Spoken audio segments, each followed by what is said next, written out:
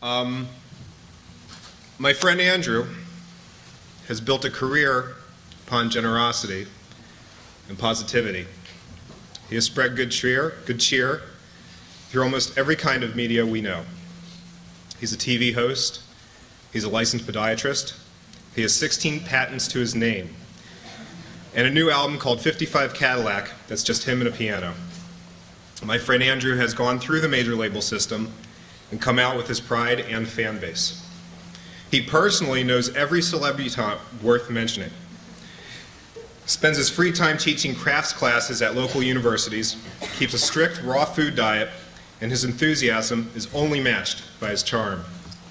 My friend Andrew is a powerful motivational speaker, a winner, a role model, an entrepreneur, a club owner, a rocker, a balladeer, a master of ceremonies, a pianist, a life coach, an inspiration, a superhero, an artist, an icon, a guiding light, a beacon, a leader, and more than anything else, my friend Andrew knows how to party. Ladies and gentlemen, Mr. Andrew W.K.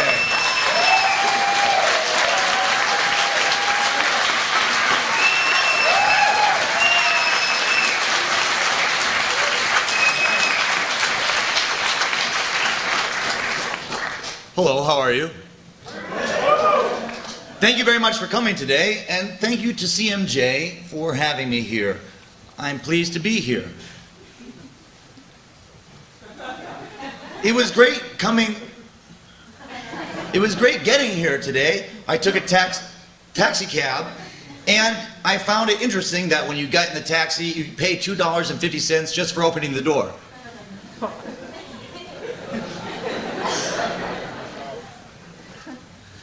Boy, New York City, it's great in fall because it's not that cold, but it's not that hot. We love you, Andrew. Thanks.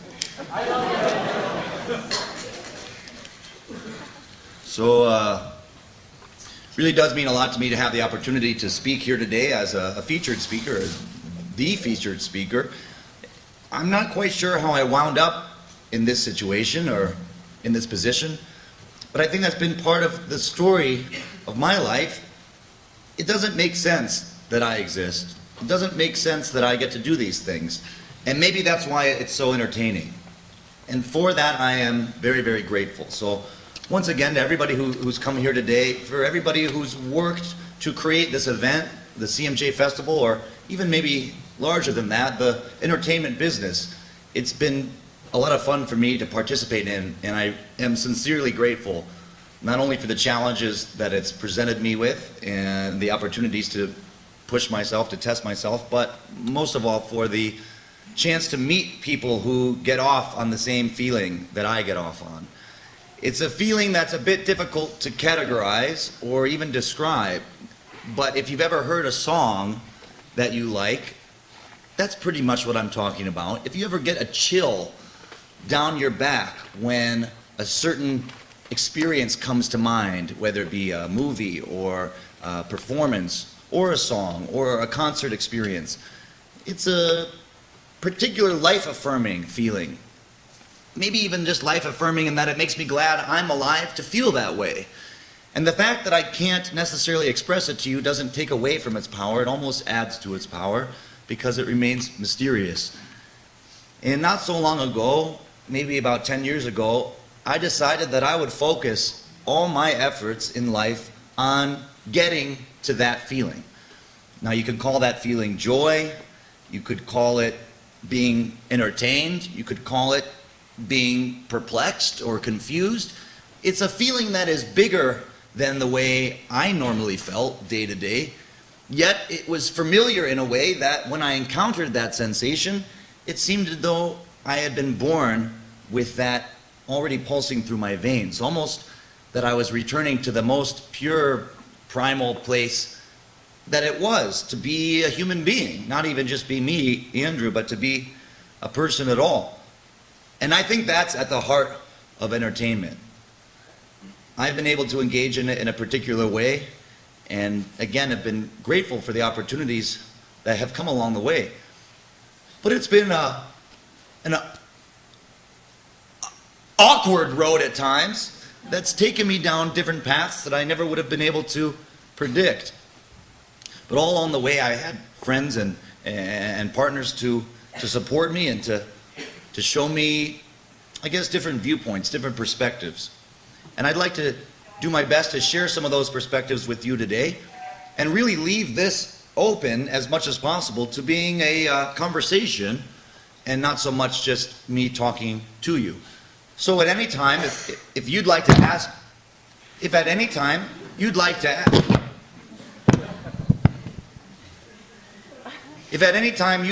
ask a question, there's a microphone right down here, and you can just make your way up to that or pass it around, and feel free to ask me whatever you'd like to ask. I'll do my best to answer. Before we go to that portion, I'd like to do this.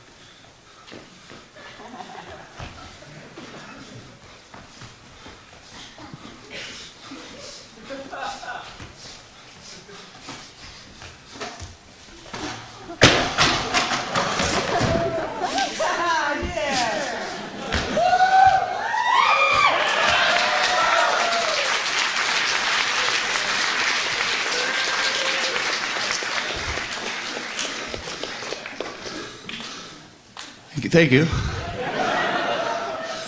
So does anybody have any questions?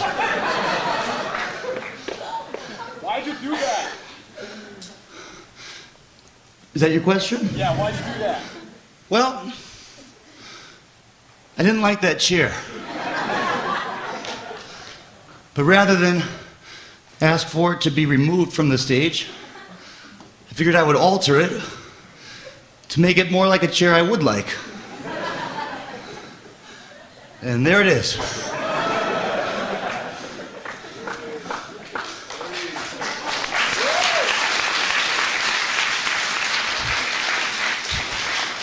you can really see how the music industry has changed when you consider that CMJ has made this their featured talk today.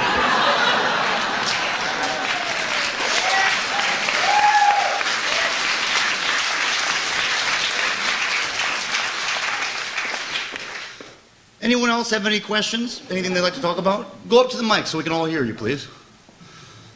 I got two questions. One, will we ever see Gundam Rock in the United States? Okay. Two, now I like to party, and I have a friend named Marty. He comes to my parties. But really, I want to know how to party hardy. Okay. Thank you. For the first part of your question, you asked about an album named Gundam Rock. This is an album I recorded recently, came out last month, in Japan only, and it's based on an animation series called Gundam. And Gundam has been around for about 30 years, and they're celebrating their anniversary this year, and asked me to record an album of rock songs dedicated to Gundam. I had never done anything like that before, and for good reason. And because of that, it really appealed to me to imagine going against that, doing something I had never done and covering these songs, making my own versions of those recordings. It was worthwhile, and it was challenging. It will be coming out in the Americas, but only as an import, but it'll be cheaper than a normal import. It won't be $30.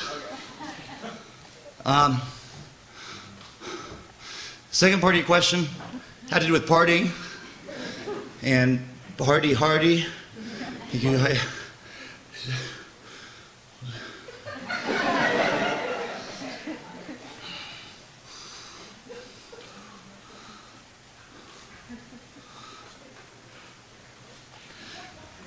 Just keep doing what you love to do and do it with as much intensity as you possibly can. Yes, thank you for asking.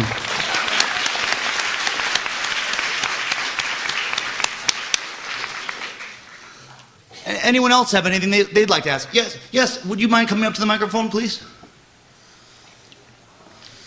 Hi. I know this is a little trite and it's not really a funny matter, but Step up. There you go. a little. Did you sacrifice everything to be where you are today? Everything. And do you have any words of encouragement when you felt like you weren't going to make it and you had nothing left? Well, I did not have to sacrifice everything. That's very fortunate. I had my body. I left that out of the deal so I could still maneuver throughout reality. It's very important. No, that's true. But there's that other part of yourself that isn't the physical version. That would be your soul or your spirit, the self. And as far as whether any of that was sacrificed, it's hard to say. Because a long time ago, before I started working in this industry, I thought of myself as a person who was based on my beliefs, my integrity, my likes and dislikes, my tastes. I thought that that's what made me who I was, and thought my friends and everybody else were made up of their beliefs and their likes and dislikes. Everything from how they wanted to dress to what music they listened to, the things they loved, the things they hated. That's how I kind of identified with people, or didn't. And then I realized that that has nothing to do with who I really am. Those are just sort of surface variations on some kind of real, true inner self. So I felt okay about offering that surface self to the industry or to the world at large, and was willing to put that out there to be cut away at, for me to even cut away at, and try to get to the heart of the matter, which really has to do more with, I think, that sensation I was describing earlier. That feeling of joy, that intangible feeling of happiness, or just that things are okay, that the world is a good place. That's who I think I am at the core, and I think everybody here is. And all those other layers that make us who we are just manifestations of that true self, but aren't the true self. So I felt okay about offering that version of myself to a major label, for example, or to a commercial, or to doing a project that maybe otherwise I wouldn't have considered. And for anybody who's been struggling out there, the struggle is really the whole key. To go through an ordeal and come out on the other side with, in fact, even more than you went in with. So if it's not feeling too easy, I think that's a good sign that you're onto something. It's incredibly hard right now, and so I was wondering if you had any words of encouragement when you felt at very low points where you knew that you had to sacrifice everything to reach that inner self. However, there are days where you just feel kicked when down. I mean, at that moment, at those days, that seemed to last so long. What did you do to bring yourself out of it? How did you continue? How did you go on? What brought you over? What propelled you? Do you have any encouraging words for me? The most important thing I would do is take responsibility for everything that happens to you and not think of anything as an outside force working against you, but think of it, I did all this. So something bad happened to me? No, I made this bad thing happen, and then try to figure out the reason for it. I got very frustrated when I thought about the world as a bunch of out-of-control forces either helping me or hurting me. Things that would stand in my way, I figured they were put there by other people. Then I realized, well, maybe I put them there, and maybe I did it to try to see what would happen if I encountered something like that. So taking responsibility for everything is a pretty intense vibe because, for example, then you have to take responsibility for something like 9/11. But I think there's something more empowering ultimately about stating and realizing one's role in even the most dire circumstances than putting them off onto outside forces. So just think about why you made your life the way it is, like it's a movie.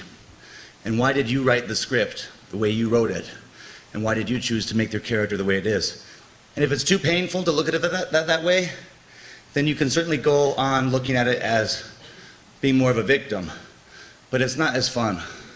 So I think it's a lot more fun to think of yourself as the star of this movie. And what movie is, what movie doesn't have a twist and turn? What movie doesn't have a couple crazy characters? But thinking of them as manifestations of your own imagination is a lot more empowering than thinking of them as troublemakers. Thanks for asking about that.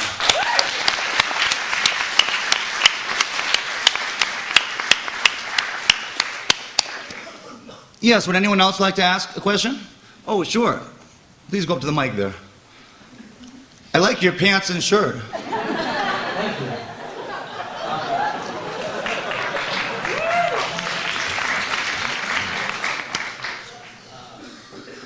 I believe that you are a king among men. And I was wondering if you'd give me a tattoo.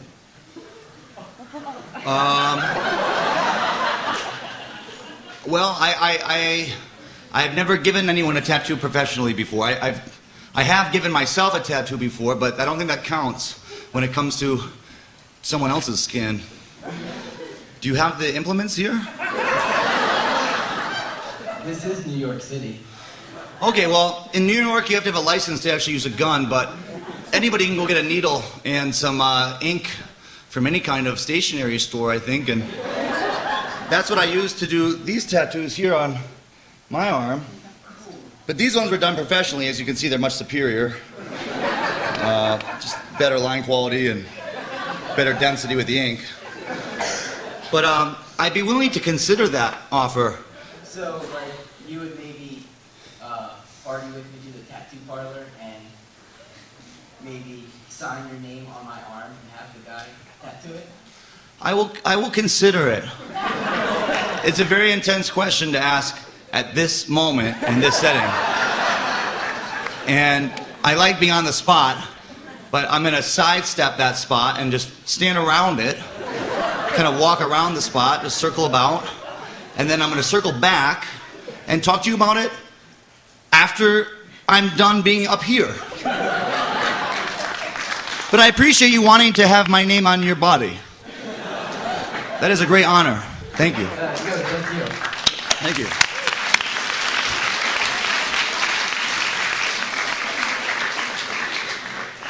That was good. There were times when people have wanted to have my name tattooed on them or my face, and I've seen it.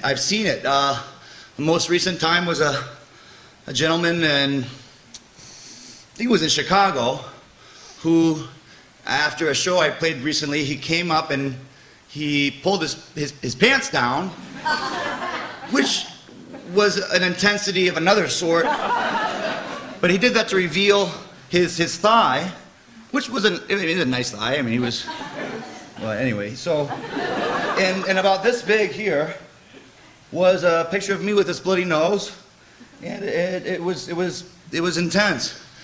And my first instinct, and in the past when I've been in similar situations, was to say, why would you do that? And that picture of all pictures, I mean, this picture of someone with a very bloody nose, why? But then I realized that if someone's already gone through the trouble to get that tattoo, and it is going to be there, I mean, more or less permanently, it might not be the best idea for the person whose picture it is to say, why did you do that? So now I try to just encourage it and say thank you, once it's already done, and say thank you very much for getting my face tattooed on you. That was a good choice. People have asked me about these tattoos that are just lines, and I always really wanted to get a tattoo. Many years went by of me dreaming what tattoo I would get. I was thinking a Tweety bird or a Tasmanian devil, a skull, obviously some kind of skeleton. That was a kind of obvious one. Maybe Wile E. Coyote. There was a lot of sort of classic ones I was thinking about getting. Maybe even a whole big back piece of the main Warner Brothers cast. But it turned out that a lot of people already had that one, and I thought, well, if that's kind of been taken, I'd rather have something a little more original. So I wanted to have a tattoo that represented nothing. So I figured a line, it counted as a tattoo, but it really meant nothing at all. And I thought that would be pretty much the ideal. But then I realized that nothing is something, and it all kind of backfired, and then I had these lines, and that's it. So. Does anybody else have a question they'd like to ask? Yes, sir, please. I don't really understand what's going on right now. Yeah. But, I had the CMJ booklet, and everybody was talking about you. And, do you think you could give a little bit of perspective? Because you seem like a really interesting guy, and I'm just, I'm an artist showcasing here, and I'm just kind of curious what you're all about. Sure. Well, thank you. Thanks for asking about that. The other day, I got to meet a hero of mine, a personal hero of mine, a visual artist by the name of Lucas Samaras, or Samaras. And I saw his work in a museum many years ago, and it was just completely mind-blowing. I actually felt very much the way you just described feeling. I had no idea what was going on. I had no way to process the work I was seeing by him. The whole experience was a bit out of my familiar zone. But for some reason I loved the way that felt. And I realized then, and many times since then, that this feeling of not knowing what's going on is a very close approximation of that feeling I was describing earlier, this feeling of joy. And somehow when you're able to get far enough away from familiarity or comfort or that safety of everyday life, there's a very good chance you're going to be taken to another place, maybe even a really great place, a place that will end up being part of you from there on out. A place where new ideas can be considered in a very pure way. A place where we don't have to question or doubt things so much, we can just process them and experience them. And I started to get into the idea that maybe understanding the world and understanding my experiences and understanding what was going on wasn't nearly as exciting as just experiencing things in general. And I thought, well, maybe I can have experiences and not understand them, but still go through them, and maybe that's really where I'll learn the most. Sometimes I think comprehension is overrated. So when I met this artist, it was pretty much the most excited I'd ever been to meet anybody. It just happened a few days ago. It happened on Friday. And I went up to his house with a representative from the gallery, this dealer who I had been speaking with and had been hoping he would help set up a meeting. And sure enough, we had this opportunity to meet. And he said he had looked at my work and stuff I had been doing, and he said, when are you going to settle on one thing, on just focusing in on what you do? And I said, I don't understand. What do you mean? And he said, well, you're doing these different things. You're doing TV, you're doing concerts, you're doing, visual work, you're doing these videos, you're doing these lectures, whatever it is. When are you just going to pick one thing? I said, well, why do you have to pick one thing? He said, well, then if you pick one thing, it's like you focus all that energy or all that light or all that intensity onto one area. I said, well, what if the one area that I want to focus on is me, being me, doing what I want to do? That's the project. So that's what you're experiencing right now. And that's what I do. Thanks.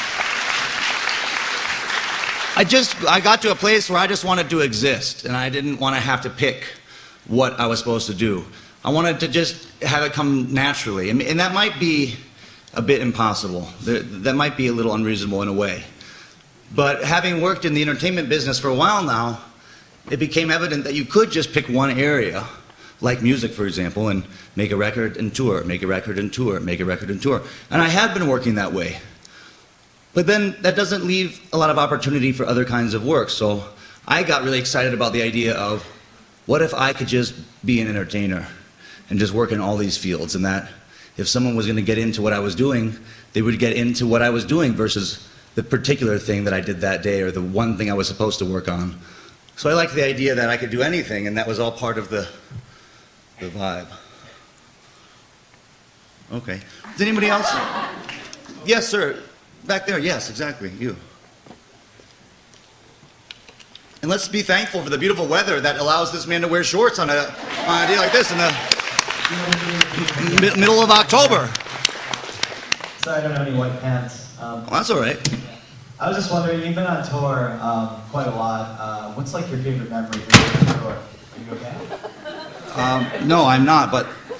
Sorry. No, it's fine. I'm just going to leave that. Yeah, so what's your favorite memory from being on tour, I guess, is my question.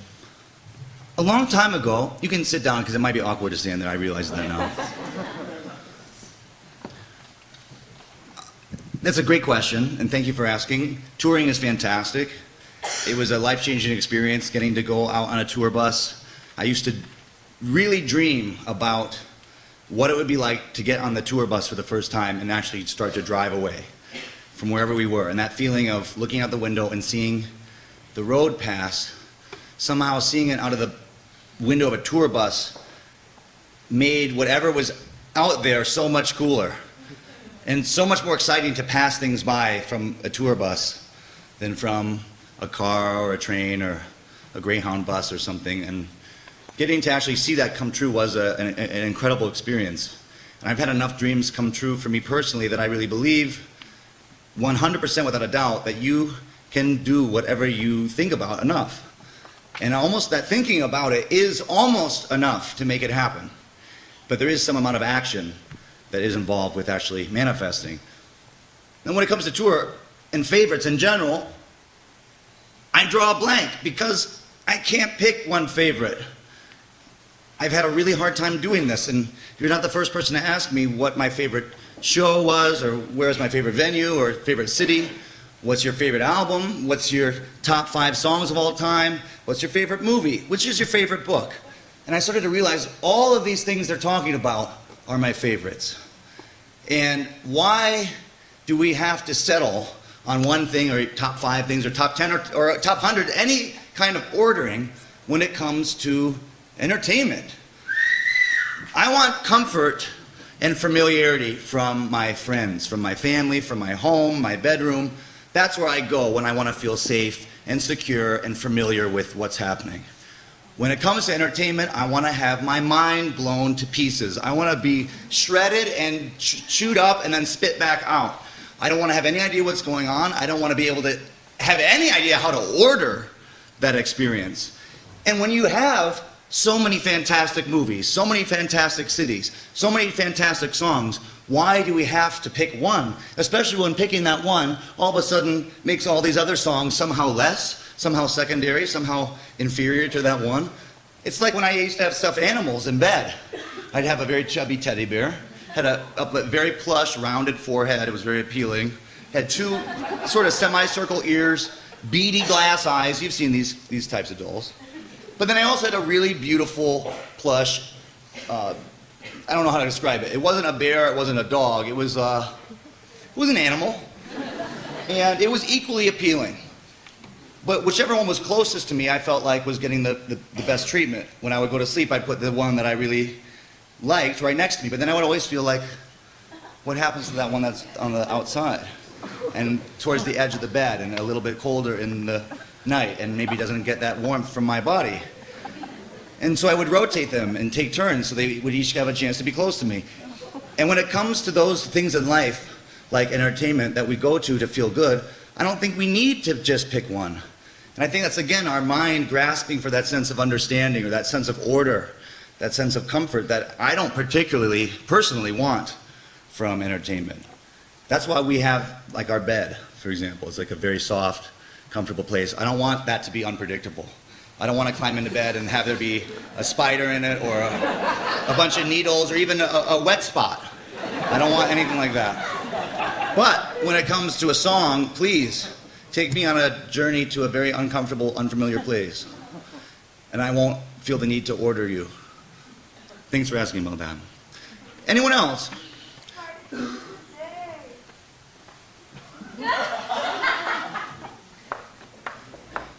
Hello, how are you? I was wondering, you have this whole theory of like the world being good through this feeling of entertainment, but the world actually is not as perfect as that feeling might be when you escape the feeling. Do you have any philanthropic initiatives for NPWK's future? And can you sort of talk to us about the importance of maybe filtering that light through ourselves and releasing it outward? Yes, absolutely. And feel free to take a seat for your own comfort. First of all, personally, I don't believe that the world is, as you said, actually full of problems and isn't always that good. It's very important to me to maintain a belief that the world is good. And that's not a belief that is for certain situations or to present at certain times. That's something that must be, in my opinion, upheld all the time. And it's the letting go of that belief and saying, well, it's a nice way to think at times, or that's a great vibe to put out there in certain situations, but when we want to get back down to brass tacks, the world actually is all fucked up. That might as well have never said it was a nice place to begin with. So I think it's very important to realize that when we allow for that error, or for the world to be a bad place, we're encouraging it in a way. That's just my point of view. It's also just felt a lot more fun to me to think, no, the world is perfect. And it might be perfect in a way that doesn't make sense, or a way where I could examine it and say, well, this doesn't seem perfect, and this doesn't seem perfect, but I want to have this faith that in some higher way, even those imperfections are pointing towards some kind of ultimate good vibe. And I've realized at times that might be irresponsible or ignorant, and I've tried to grapple with that, I guess. And that's when it comes maybe to the other part of your question about philanthropy or charity or doing philanthropic deeds, where you're trying to, as you said, focus your energy on bringing about change or bringing about good vibes for other folks. And that's a real big question, because we all have a particular amount of energy, and we all have our capacities. And then you have to really weigh how you want to use that energy that you have while you're out here. And I have been working with various charitable groups. Okay, that was actually, I was a lie, and that's what that I made an agreement earlier, I wasn't going to say anything about this, I made an agreement earlier with the lighting director that if I ever lied, they would just quickly dim the lights, not enough so that most people would notice, but so that I would realize I was saying something that wasn't entirely true and sort of come back to focus. And the fact is, I've not felt personally compelled to be what is traditionally described as philanthropic. And I don't know exactly why that is. And it's something I've been wondering about, because a lot of the efforts out there by charities are that they're trying to motivate other people to be charitable. Not only to give money to their charity, but just to put their mindset in that direction in general. And there's something interesting about the fact that so many of us are not compelled naturally to give outwardly to other folks. And the only way I can rationalize that is because doing the best for oneself oftentimes by default can help others. And following one's own true will, doing what one is meant to do or what one is born to do, is ultimately the only way any of us can be successful anyway. For example, a lot of times when we see someone being charitable or working in philanthropy, it's someone that has had a lot of money or a lot of success throughout their life. Not always. There's certainly people that have very little that still give whatever they have to others. But so often it comes from people that have already seemed to achieve their greatest moments in life and are now looking with how they can use that to empower the rest of the population. And I think that's a good illustration of how we all have our paths to take. And some people perhaps are born to be charitable. And I think some people are born to not be. And I think that's maybe the biggest key, is to remember, if you feel compelled to do something, then do it. And if someone else doesn't feel compelled, then allow them to not do it. And if part of what compels you is trying to compel others, then by all means do that.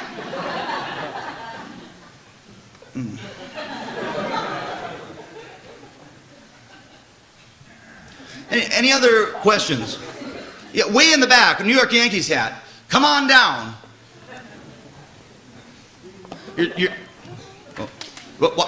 Watch your step. Okay. So I've been slogging away at the music industry for about 12 years, and I always thought our band would be really perfectly suited to go out on tour with Andrew WK. Oh, well, thank you for considering My that. question is, would you take us out on tour? What's your band called? I-45.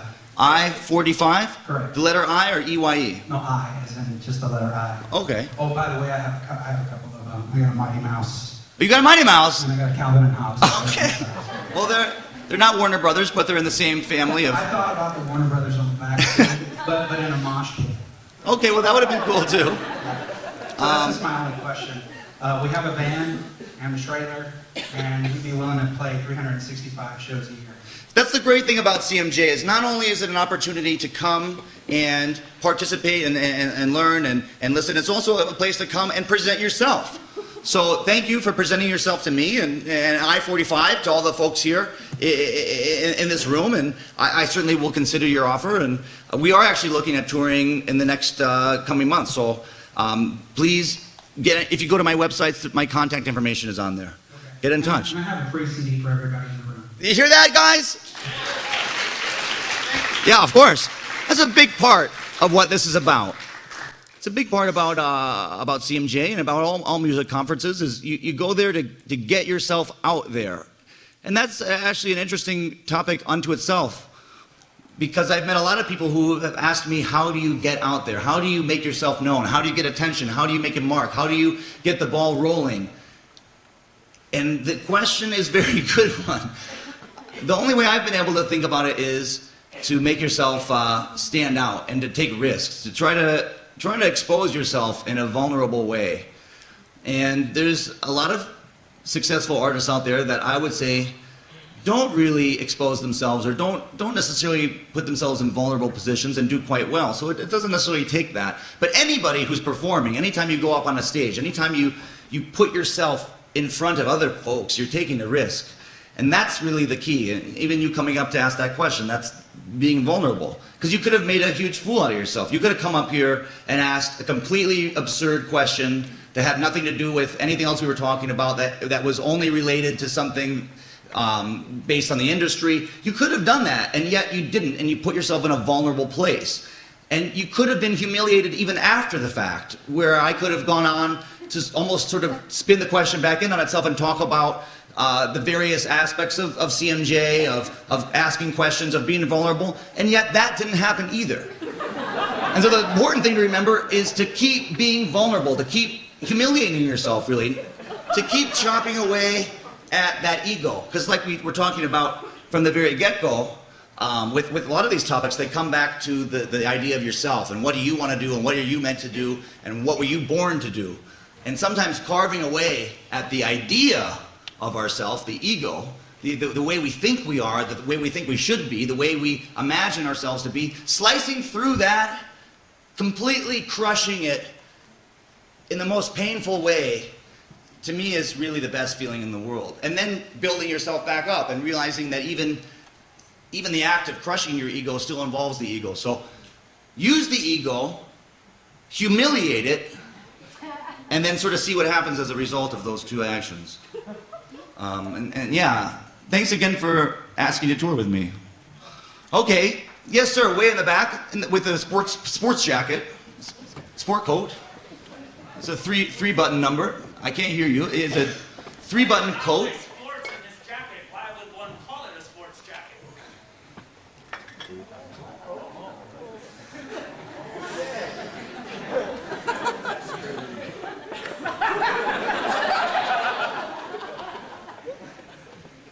I don't have to wear it, by the way. I don't really feel terribly. I mean, I kind of like it. Do you not like it? Was that I like your jacket. I mean, I don't really. I'm not really gonna bug if you. Are you don't drunk? Like it. What? Do I look drunk? No. No. I was gonna come up there and just give you. Stuff, swag. Oh, sure. Thank you.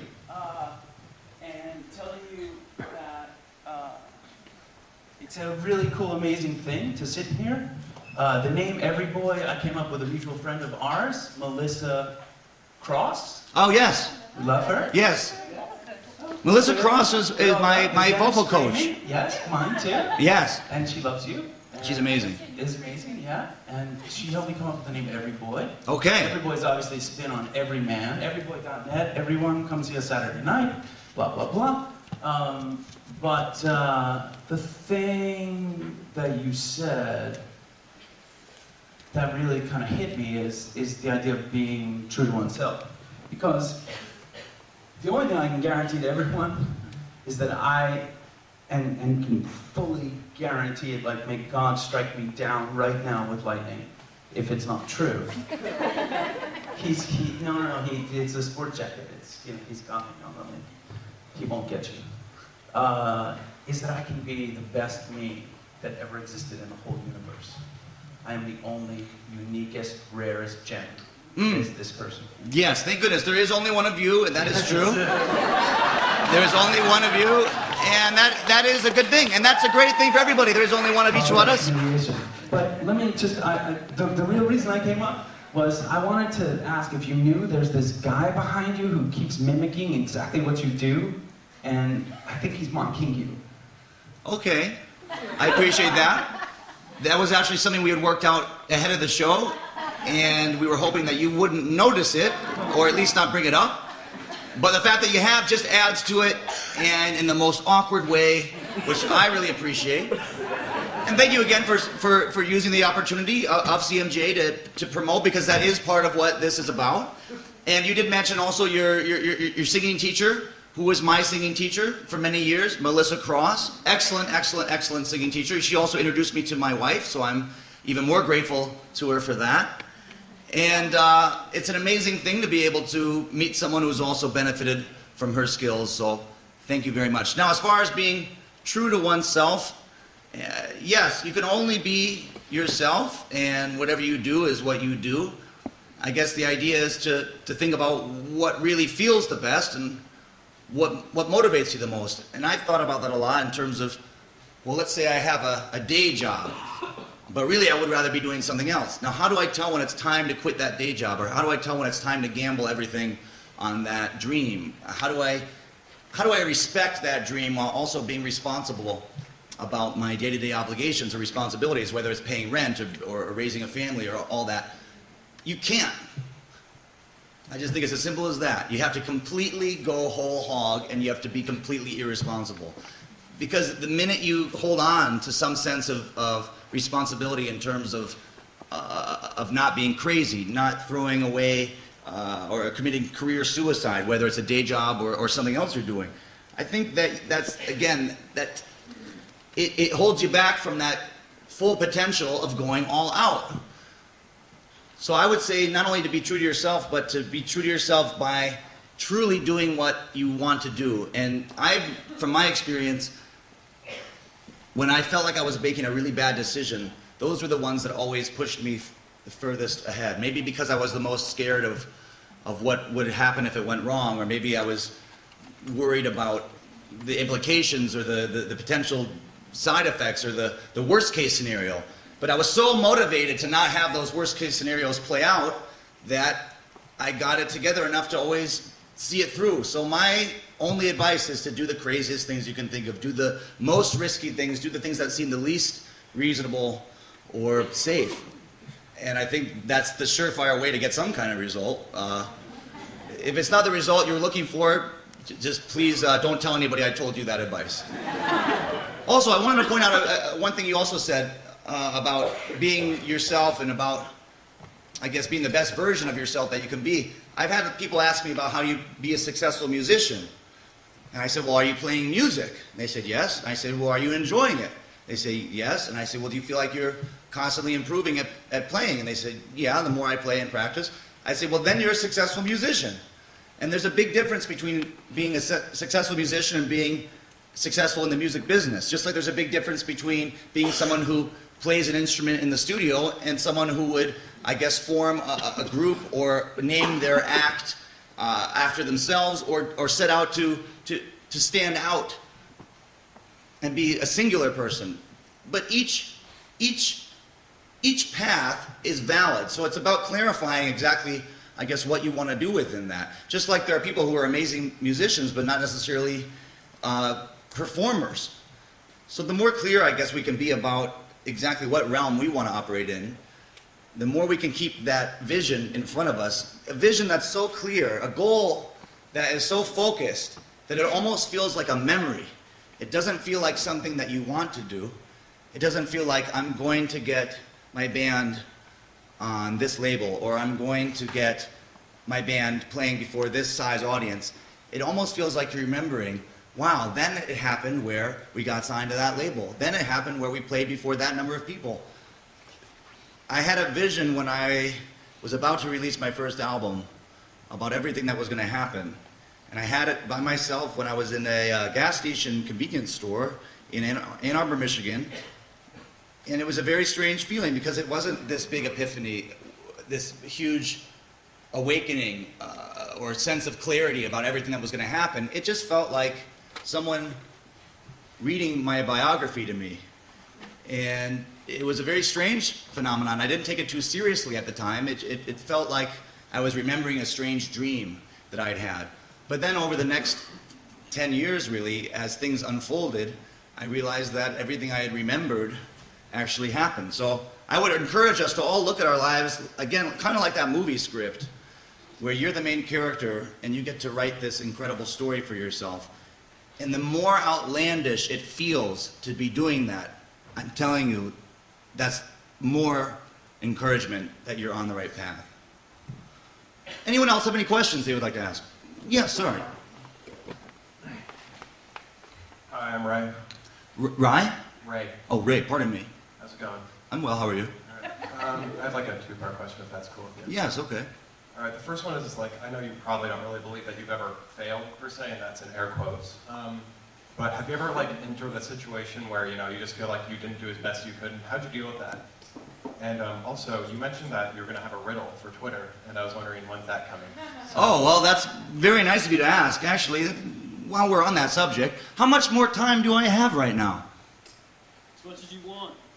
I appreciate I that. totally seized the day on this one. We do have a riddle coming up, and I think I have at least another 5 more minutes before I do that riddle. But I appreciate you reminding me of that riddle, and it will be coming up. It's going to be a musical riddle.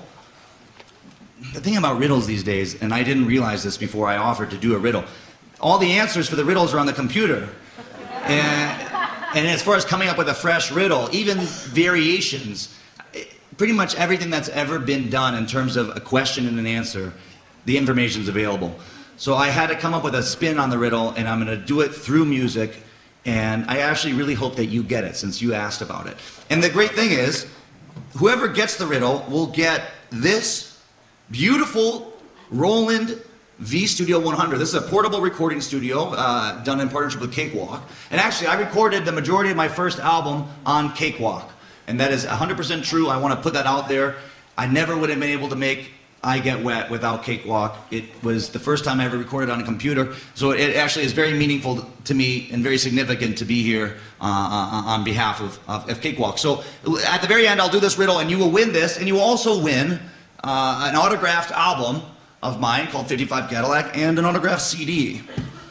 Now the first part of your question, refresh my memory, what did you say again? I feel like you'd be back up here. I was just wondering if you've ever been failed. in a situation where you feel like you failed or you could have done better. Yeah, that's a great question. I remember this idea of always do your best, right?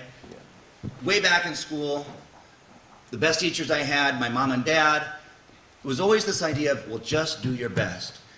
And even these days, I've been talking to friends and family about this idea of doing your best. My brother's a professional golfer, and he is 4.5 years younger than me. He lives in Orlando. He's doing these pro-amateur tournaments where the goal is to get on the PGA. If you do well enough in these tournaments, you eventually can earn a spot in the actual PGA and go for the big bucks. And sometimes we'd be talking, and he would be telling me what he was working on and the next tournament that was coming up. And sometimes I would hear him sort of set his sights slightly lower or say, as long as I can just do my best, that's okay. But there's a bit of a twist with that, though, because we don't ever actually know what our best is. So we're always sort of placing a bet or predicting what our best is, either based on what we've already done, based on the capacities we've shown ourselves in previous experiences. But I would like to think we don't even think about what we are capable of doing or what we've done before. We just think about what we want to do, and we hold that, not even as a goal or an end result we want to get to, but just as this thing we're going to do. It's not about trying anymore. I used to really be into this idea of trying, that no matter if you succeed or fail, at least you can try. But it shouldn't even be about trying. It should just be about doing. And the best advice I ever got from my dad was when I was first working on music and going all out, trying to really set my sights high. I said, well, I'm going to try to get signed by a major label. I'm going to try to get a record out, by 2002, 2001. He said, Andrew, you shouldn't think about trying anymore. Just think about doing. Trying is lying. Okay, trying is lying. I like that too. Like lying down on a bed? Well, lying down on a bed. Now, when it comes to trying, in other words, I would like to just think of it more as doing, that it's just a series of steps to do it. To climb a mountain, you can think about getting to the top from the beginning, or you can just think about these steps that must be undertaken to get there. And it may actually require multiple attempts to get through some of those steps, especially the ones that we think of as harder, but ultimately you're just completing steps. They're just tasks. And it's all the emotions and all the questions of capability and how challenging it is that would make us sort of almost pull ourselves down before we even got the start. So my advice is don't even think about failing. Don't even think about those terms. Think of everything that happens as what's meant to happen. Everything that's already happened, just assume that it was always meant to be that way, because it takes all the pressure off. My whole mindset is to whatever feels the best is the way to think. And anyone who says it's irresponsible or ignorant, then they can think another way. I want a minimum of pain so I can focus all energy on what's coming up and assume that everything that's ever happened to me and anybody else was meant to happen to put us in the position we are in right now, from which we will go on and do the best stuff that we've ever done. We've all heard enough stories of people that have taken these crazy twists and turns and done this and that before whatever happened. So I would always give ourselves the benefit of the doubt, give everybody the benefit of the doubt that they're onto something, that they're in the zone, that they are a genius and they are doing their thing, and we're not here to question it or doubt it. We're just here to do our path and go to where we're supposed to go. Yes, Jolly. This is my friend Jolly. Jolly is an incredible videographer and archivist in New York City. Everybody say hello, Jolly! All right, that was pretty good. On this last topic of failure, you recently had a piano battle with another gentleman. Yes. And he won. Yes, he did. Watching it, subjectively, it seemed to me that there was some fix was in, but are you considering a rematch, and did you think that you actually did better than him? Yes, Jolly, thank you for that question. You're speaking about a musician named Chili Gonzalez, who's an incredible performer, producer, works with other artists making their albums, such as Feist, artist named Feist, but he's also a very accomplished pianist. He's a bit older than me, which means he's been playing longer than I have, and he invited me to participate in a piano duel, a contest where he would be on one piano and I would be on another, and we would go head to head. And this was something I had never done before and was actually quite scared to do because, one, again, I figured his technical ability was higher than mine, and he had been playing longer and had done more piano playing of this sort. And I felt very nervous, so of course I said, I gotta do this. This is the best. I could be terribly humiliated by this. I could be really embarrassed by the outcome, even if I won. And so that, of course, compelled me to want to move forward and do it. And we did talk about how the contest was going to go. More than that, I will not say. In terms of a predetermined outcome, you'll have to use your own judgment.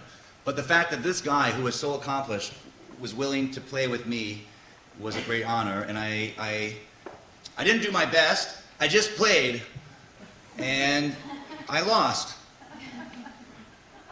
Thanks for asking about that, Jolly. Yes, any more? We probably have time for one or two more. Right over here. Okay, we'll do you, and then you, and then you, and that'll be the three.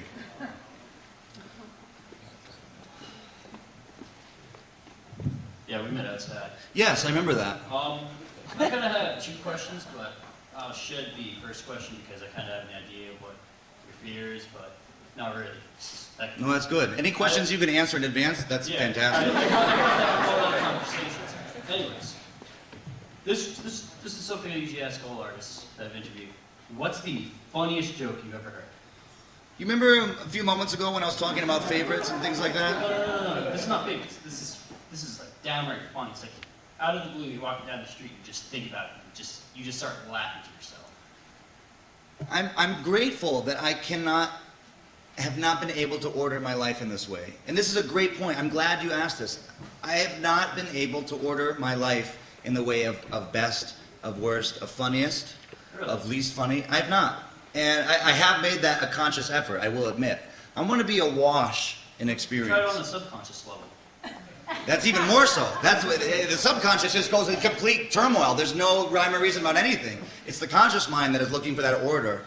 So, and I don't want to give it that satisfaction. You're telling me that you've never walked down the street and all of a sudden you see a bird flying, then you just think of a funny joke.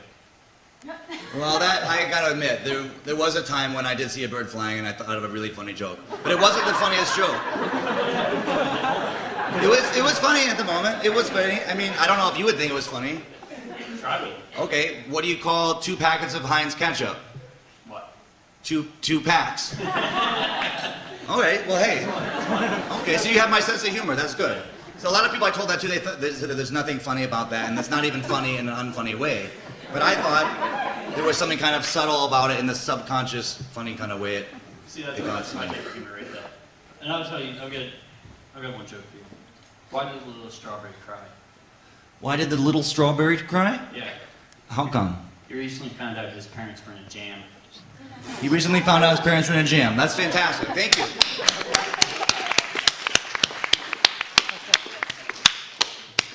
Yes. Thank you. Hello. Hello, how are you? Good, how are you? Fine, thank you. Good. I want to ask you about Santos Party House. Oh, sure. So first of all, I want to say it's an incredible addition to the New York City scene, especially for musicians who are coming up. To get to play at a venue like that is just incredible. So I want to ask you how involved you were with the sound design, with the creation, and if there were any other venues that you drew inspiration from. Thank you very much. Santos Party House is a venue that's recently opened about just over a year ago in downtown Manhattan on Lafayette Street, just below Canal Street.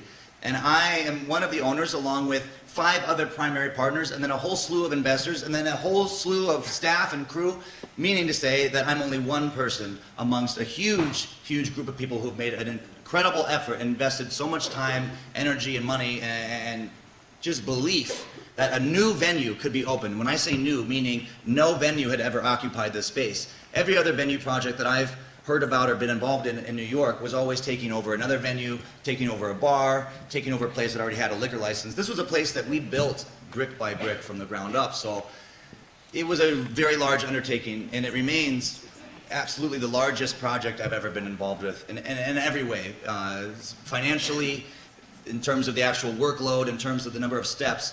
New York City has made many efforts to create as many obstacles to opening a place like this as you possibly could. And for good reason, because they really want to put you to the test. And if you can get through their ordeals, then actually just running the place seems like a breeze. And the fact that we've gotten to do this remains also one of my greatest joys and pleasures. We wanted to make a place that had a good vibe. That was the whole goal. That when you walked in, it just had this feeling of goodness, where you felt welcome. My personal aesthetic has been that there's more power which comes from inclusion than from exclusion. I think it's very easy to say you're not allowed and you're not allowed and they're not allowed and create sort of a simulated sense of value and meaning from that. When you leave people out, then yes, you develop some kind of power from what you don't include. But if you can actually include everybody and still have some sense of power, I think it's ultimately much better for the venue, for the place, for the business, and for everybody who would ever partake in it. So the idea with this place is that everybody is okay, and everybody's allowed, and not only that, everybody is perfect. That everybody could never do anything more or better to be able to participate in this. That just the way you are by default is phenomenal. And that's the way I want to feel. That's the way when I heard a band playing, I wanted them to want me to be their fan. I didn't like the idea that you had to be a certain kind of person or like a certain kind of thing to participate in something that felt so good. So we wanted to make a physical embodiment of that, I guess, that way of living. And that's what this place is. And to me, that's what New York City is, that everybody has a chance here. That everybody can come to this city and partake in it. And the more you give into it, the more you'll get back. And if that could also be said for the United States as a whole, I would be so pleased. I think that is the highest idea, that it's a clean slate. And I've been around the world enough now to understand there is something very special about this land. And it's very powerful and very overwhelming in the best ways. And it's just such an honor to live in New York City. It's such an honor to be able to spend any time here at all. There's so many people around the world that would give so much just to come here for a day, just to see it. To be able to live here and take part in this is just incredible. And to be able to make this venue that provides opportunities for young musicians, performers, music fans, audience members, that's just a great privilege. It's the first time I've had a chance to give back. And maybe in a philanthropic way, kind of a roundabout way, I think providing a stage is a real kind of charity in its own right. Thanks for asking about that. And yes, there was one last one. Yes, you. Oh, I like your shirt very much. I'm a big fan of Philadelphia. And she's got a Gino Steaks. I actually got it here in New York. Oh. All right, well, forget I said all that. Earlier this year, I went to a taping of your show called How to Party with NWK. Yes. It was supposed to be an Adult Swim, and I was wondering if that was ever going to actually come out on Adult Swim.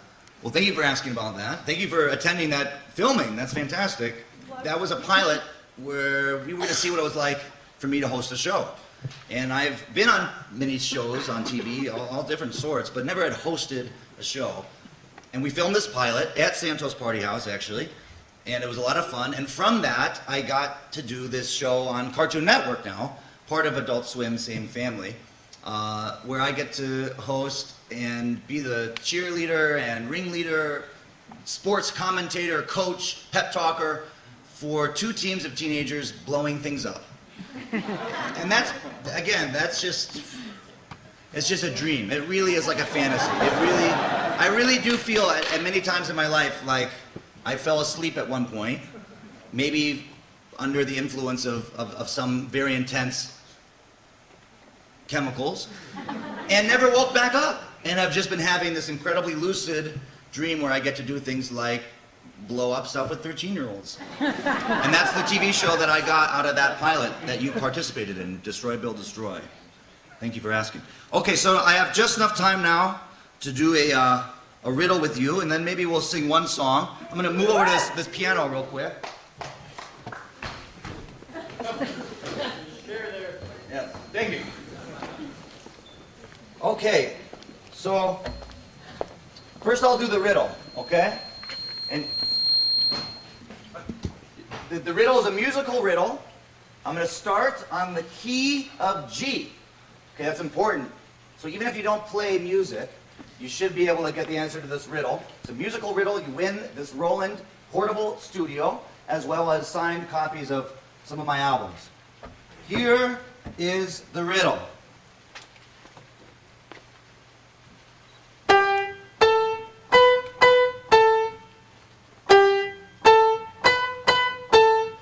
Blank. Okay, well, don't just hold on to it. Hold on to it. You're going to submit your answers on the computer. You just go and research it. It's going to be done through Twitter, which is a social networking site that you'll figure out about it. Now, you might not be able to see me. Maybe could you guys come over here and stand in as me, so that they can pretend that we're the same person and they can see you. So you'll help me sing, okay? So stand where they can still see you. Right there, yeah, that's good. And we'll sing this together, okay? What are we singing? I think you'll figure it out.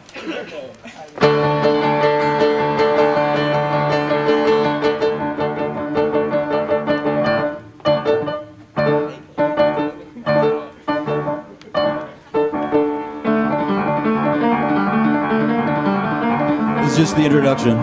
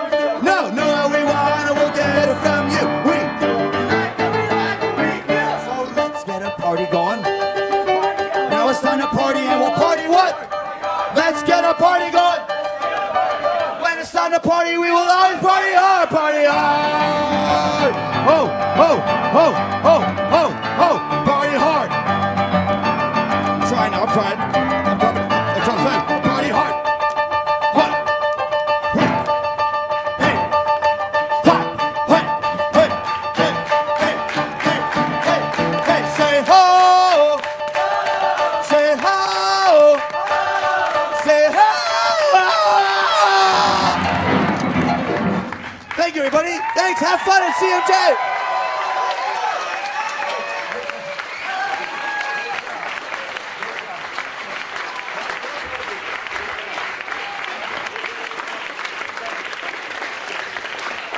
Thank you, everybody. Have a great time at CMJ.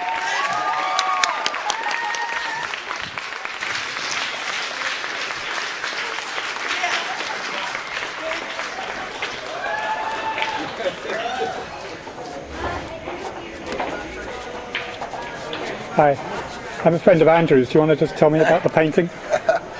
Oh, just going off the cuff, just like he was talking about. Started with a blank canvas, put myself out there. Had no idea what I was getting into. I actually thought there was going to be a panel. Not very familiar with Andrew, to be honest. I'm out of New Orleans and friends with the production guys here, and I was quite impressed. Well done. Uh-huh. No, Okay, this so... is the production guys working the soundboard. There's the crowd. There's Andrew. Just pretty much laying down the set. Got some energy coming off of him. It's very cool. And, hopefully I'll be back next year as the official artist for the CMJ, and I'm going to use different images like this throughout the programs and throughout What's the your website. name? Frenchie. Frenchie. With a Y. Frenchie. Frenchie with a Y. Okay, very good. Thank you.